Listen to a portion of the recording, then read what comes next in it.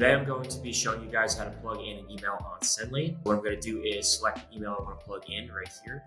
As you can see, I already have the subject line, pre-header text, and the audience selected. So what I'm going to do is click in this to edit the email body. Once I'm in here, you can see I already have the header and footer. These are standard to save because you're generally not going to be clicking or changing the links, so you don't have to redo them every time. So what we're doing here is we're going to be plugging in our image slices to get the actual email body created. I'm going to start by dragging a full row over and putting an image on top of that row. Once I get that in place, I'm going to click over here to add image. I'm going to click file upload and I'm going to go into my download since I already have them saved, and we're going to select the hero image.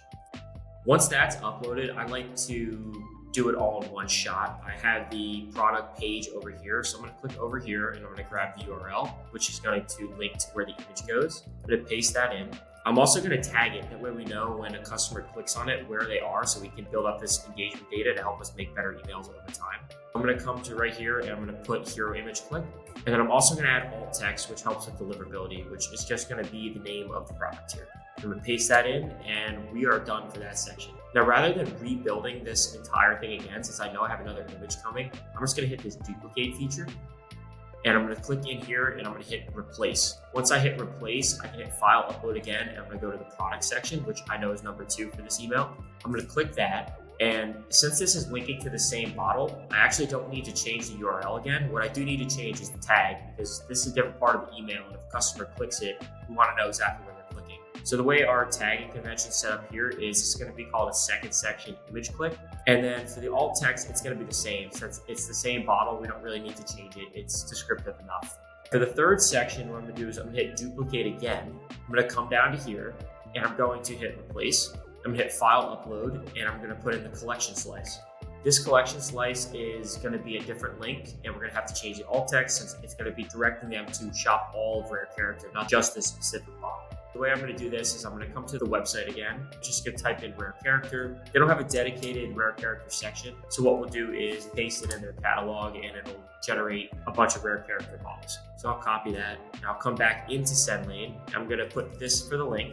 Since this link is a different part of the email, we want to tag it differently. So I'm going to come over here and I'm going to hit collection page clicked, which is going to give us the data on all the collection pages clicked and tag to the individual customer profiles. And then for the alt text, I want to be descriptive of what it is. So I'm going to hit shop all rare character.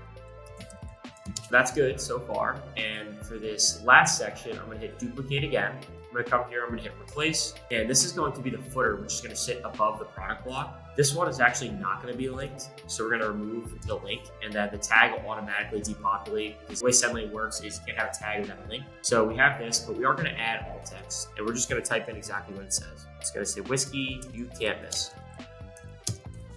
That sets us up for that. Now we're going to build the product block because obviously this is saying whiskey you can't miss and there's nothing there. So what we're going to do is come down to the Shopify section over here. We're going to click on product block. We're going to do vertical, 2 column, and we know that we generally do 8. And we're going to adjust a bunch of settings, but generally you have to come down here and just drop it right here. What we're going to do next is mess with the settings right here. So we're going to change the image size to 176. We're going to go to products. We're going to get rid of stars and reviews, and we're going to change the CTA text to shop now.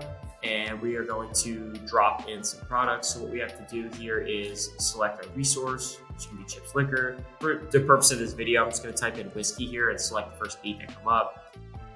Normally we'd curate these a little bit in more detail, but I think it covers the gist for the point of the video. So I can change the background of the product block by coming in here. I have the hex color to match the whiskey you can't miss background. Already copied and I'll paste it in here. Then I'm going to start messing with the CTAs. I think we're going to make these black background with white text. And then for the text, we normally do for this brand, you usually have a brand guideline or brand kit. It's going to be Poppins, and then we're going to make it bold. And then for the product title and price are already good.